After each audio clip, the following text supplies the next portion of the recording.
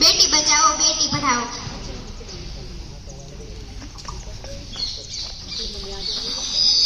ઘરની રોનક છે દીકરી, જીવનમાં ખીલેલું કમળ છે દીકરી. ક્યારેક ગામમાં મગફળી સોહા તો ક્યારેક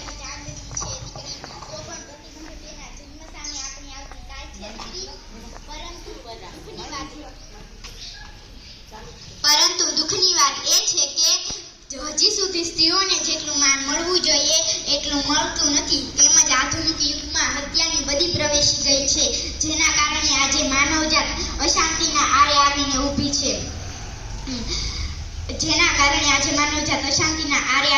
છે. ગર્ભપાત એ જીતા જાગતા મનુષ્યની હત્યા જ છે.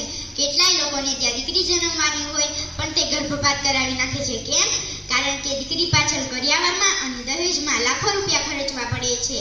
દીકરી કેમ દીકરાની સરખામણી ન કરી શકે? કેટલાનો વિચાર એવો હોય કે દીકરો હશે તો આપણું ભવિષ્ય વધારશે. દીકરી પાછળ કરિયાવરમાં અને દહેજમાં લાખો રૂપિયા કોણ ખર્ચે? આજે આપણો દેશ અને આપણો સમાજ ઘણી પ્રગતિ કરે છે, આગળ પણ આટલી જ પ્રગતિ કરતો રહેશે. પણ હજુ સુધી જેટલું સ્ત્રીઓને માન મળવું જોઈએ એટલું મળતું નથી. આજના સમયમાં દીકરી ધરતીથી આકાશને આવી ગઈ કે કેટલી દીકરીઓએ આપણા દેશનું નામ રોશન કર્યું છે.